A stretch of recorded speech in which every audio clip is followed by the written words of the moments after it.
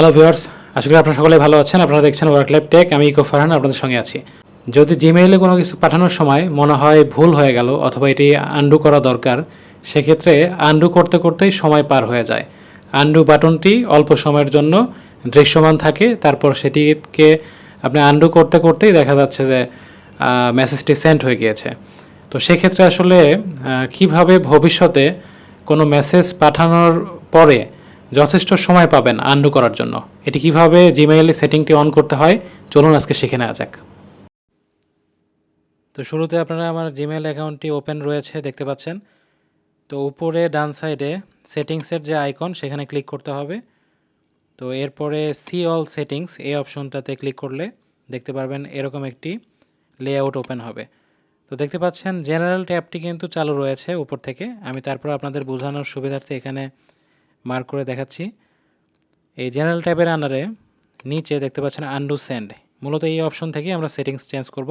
এখানে দেখতে পাচ্ছেন ডিফল্ট আকারে 5 সেকেন্ডস টাইম সেট করা রয়েছে আনডু করার জন্য। তো এটিকে সর্বোচ্চ বাড়িয়ে আপনি 30 সেকেন্ডস করতে পারেন।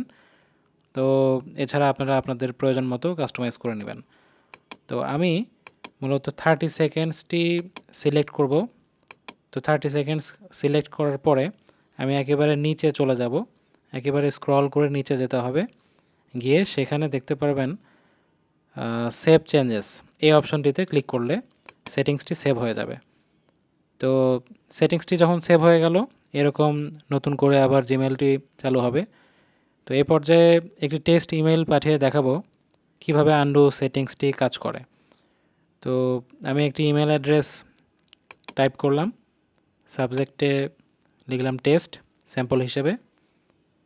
এরপর নিচে সেন্ড অপশনে আমি ক্লিক করব। সেন্ড বাটনটিতে ক্লিক করলে আপনার মেইলটি চলে গেল।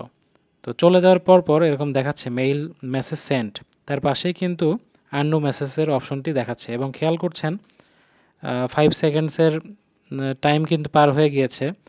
আরও অনেক সময় এটি কিন্তু দৃশ্যমান থাকবে, দ্যাট মিনস 30 সেকেন্ডস দৃশ্যমান থাকবে। তো আমি জাস্ট আনডু অপশনে ক্লিক করে আনডু করে দিলাম এবং দেখতে পাচ্ছেন সেন্ডিং আনডান বাম সাইডে লেখা দেখাচ্ছে। তো তার মানে মেইলটি কিন্তু আর পাঠানো হলো না।